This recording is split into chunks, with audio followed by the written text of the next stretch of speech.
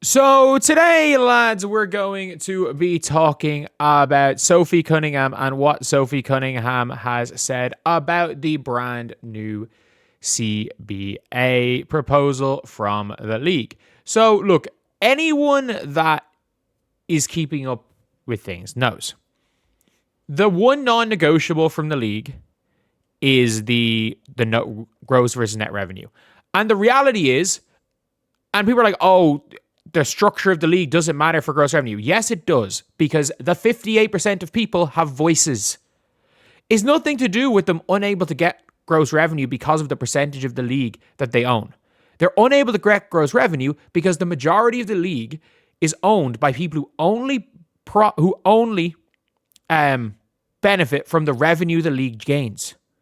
The majority of the league is owned by people who only benefit from league revenue and honestly who only benefit from league profitability. That is the issue. It's nothing to do with franchise values are irrelevant. They're irrelevant for 58% of voters, of people who vote on the league side. And that is the thing where it's like the league are making every other concession because that's one thing they're not going to do. What the league are doing is they will concede every other point.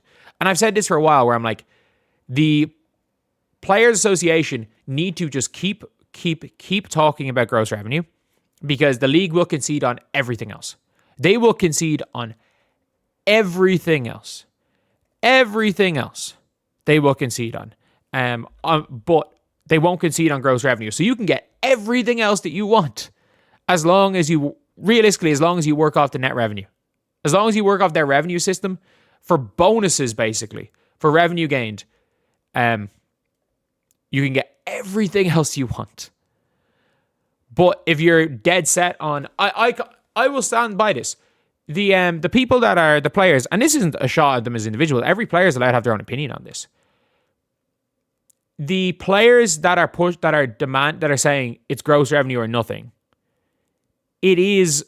I'm not gonna say it's the opinion, but it is a fact where the outcome of that is we're either gonna strike, or I would say we're gonna end the league. We're willing to risk ending the league. And that's fine, by the way, because it could be an unbelievable chat. I've always said this, where I'm like, this is a bet on yourself move. And if this bet on yourself move works, which again, I don't think it will, but if it does, it's a big if. If the bet on yourself move works, you're making a ton more money. But let's take a listen here. On the last CBA, the league actually came back to us last night at like 10 p.m. Nothing happened with the revenue share. And that is the whole thing what we're fighting for. They go and they change our salary cap, but only like half a percentage. Like they give us like $50,000 to $100,000 more dollars, which is like for individual players. Or that's for teams. So it's like, oh, well, you're getting more money there. But it's like, no, salary cap doesn't necessarily mean it will even affect you directly. No, someone else could get that, or Sophie could get all of it. Like, it works both ways. That 100K, that extra money could all go to Sophie, or it could all go to someone else, and none of it go to Sophie. That's kind of how the caps work. But as well as that, in revenue split, Sophie's, ironically, like, even if there is a 30% revenue split and all this, like, insert random player here that sold 17 jerseys makes as much money from jersey sales as Sophie Cunningham because it's split evenly. Like, Caitlin Clark, if I'm not mistaken, from their card deal, Caitlin Clark was responsible for 90% of it, and every single player got paid the exact same. So it's not even a meritocracy amongst players. It is as a whole where it's like, yeah, okay, they get more, but like Sophie's not going to benefit from the increased, from some of the increased revenue split any more individually when Sophie, in fairness to her, is actually generating more revenue than 98% of the league. Like, she is one of the more popular players in the league. Like, she will be generating more revenue than 98% of the league. It fully has nothing to do with you as like a player. No, and it makes literally no sense. And so they keep coming back and changing literally like half percentages of things we're not even asking. You think it's like a smokescreen? Yes. Yes, they're giving you everything you want, and they're giving you even stuff you're not asking for. They're like, oh, you might want this. We'll give you this. We'll give you this. We'll give you this, because it's a non-negotiable for the league. Everything else is negotiable for the league. And if it is, by the way, if it is a non-negotiable for players as a whole, the gross revenue, end the league, come out as a whole and say, this is a non-negotiable. The league, we know the league won't give it to us. We are as players ending the WNBA. We are defecting from the WNBA.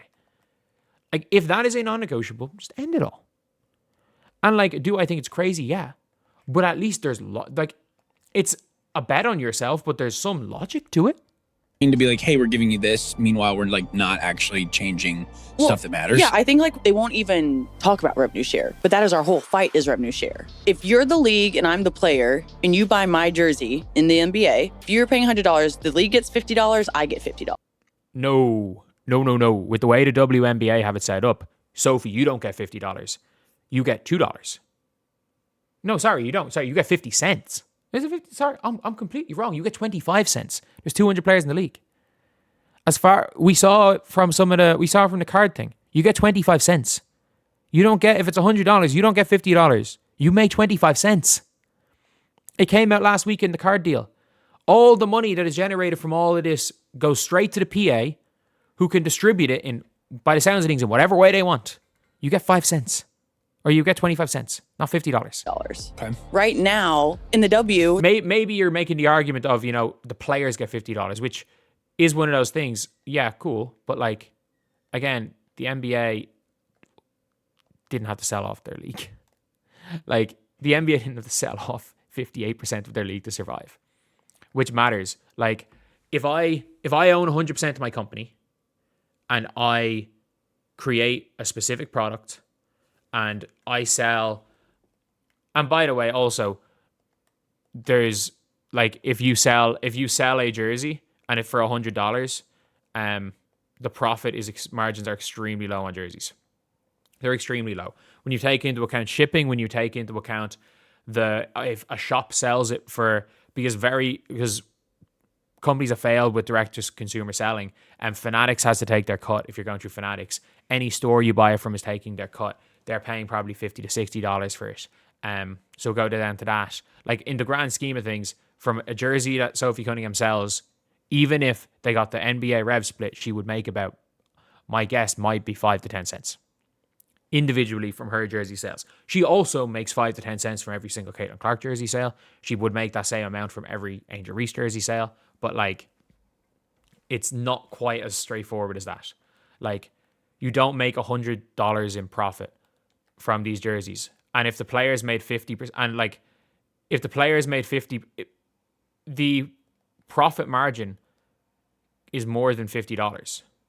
Like, if players made 50% of the total sale price of all their jerseys, when you take into account wholesale prices, shipping, manufacturing, there would be probably a loss on every single jersey sold to the league. If the players made 50% of it, like, there'd be no point selling jerseys if that was the exact argument to be made. I don't think that's the way it works, but she doesn't make 50. She's never, like, there's no world where she's ever going to be making $50 per jersey sale. There's no world where a player makes $50 per jersey sale. Like, if players made $50 per jersey sale, LeBron would be making $50 million a year on jersey sales individually. Like, that's just not. It's most simplified, but it's not even correct. Like, by the way, I think players deserve to get paid more money, and ironically, I would argue that Sophie Cunningham deserves to be paid, like, because of the eyes Sophie Cunningham brings to the product, because of the jersey sales she has. I think Sophie Cunningham deserves to make a lot more, but ironically, in any sort of CBA agreement, it is the Sophie Cunninghams of the world that gets screwed. Like, it's like the league gets $97, $98 and I get $2. The league does not get $97 from a jersey sale. The league does not get $97 from a jersey sale. That's all I have to say is the league does not get $97 from a jersey sale. It does not work. Like, buying and selling products does not work like that. It does not work like that. And if it did work like that, and the player whose jersey got sold made 50% of royalties, holy shit, every single apparel company, jerseys will cost $250. Like, if they made if players were guaranteed 50% royalties, or if the league made 97%, the league not only would be, like, they sold millions of jerseys, like, they sold millions of Caitlin Clark jerseys. If you made $97 million from just Caitlin Clark jersey sales in pure profit, like it would be a silly amount. And the reality is that like the players might make 3% per jersey sale. The league might make 9% per jersey sale, and the 58% that's owned by those 58% might make 10% per jersey sale because of the money they put in. But again, as I've said, if I set up a company and I sell a product for $100, and I profit $100. Let's say it costs me $1, I sell it for $100, and I profit $100. I make 100% of that. I make $100. But if I've sold off 75% of my company, I personally make 25%. I personally make $25. And that's just, it is what it is. It is what it is. Like that's economics. And like, unfortunately, the WNBA is in a position where they don't have, I'm not even going to talk about leverage per se, where they don't actually have, they don't have ownership. They don't have the majority ownership in their league. So we absolutely can have a conversation of whether you should burn it all down. And that is like, if I fully believe, like I believe it is a lot of the things with the players is for selfish reasons. But if it wasn't for, like, I think you can make the argument that if not, like, that burning it all down long term, I'm not going to say is a good option, but it's an option.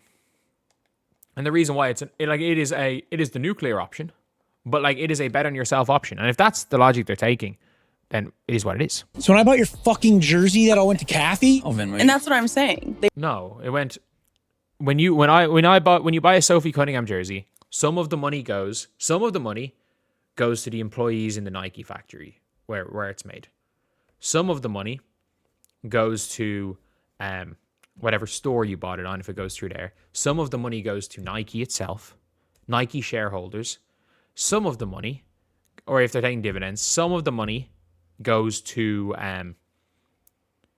the individual store, obviously, that sold it. If it's sold via Fanatics, some of the money goes to Fanatics. Some of the money goes to the NBA because they own 50% of the league. Some of the money, or 42% of the league, some of the money goes to the people in the 16 million investment fund. And then some of the money goes to the players. And it goes to all the players. It goes to the PA to distribute amongst the players. And 0% of the money goes to Kathy. Kathy is on a salary. 0% of the money goes to Kathy. Like, I don't understand what this point is. And like, I've got nothing against Sophie Cunningham. I don't think like Sophie Cunningham's not dumb. But simplifying all this down is easy. It is simplifying this down to put players against the league putting this to most simplest form, even if it's incorrect, is absolutely, if you're the players, it's exactly what you should be doing. And I've nothing against the players. The job of the players is to turn fans, is to try, I'm not even going to say the job of the players is, but like the players have spent the entire negotiation trying to use public sentiment, and these billionaires don't give a fuck. They don't give a fuck. And it's not even the owners. The billionaires who were in that 16% of investment fund, the billionaire NBA owners who don't give a fuck, they don't care. They don't care about public sentiment. Because at the end of the day, the people that are stalling on the WNBPA side are public facing. The people that are stalling on the WNBA side, it's not Kathy, it's not Adam Silver. The people that are stalling on the WNBA side are the 58% that nobody knows who they are. That's realistically it.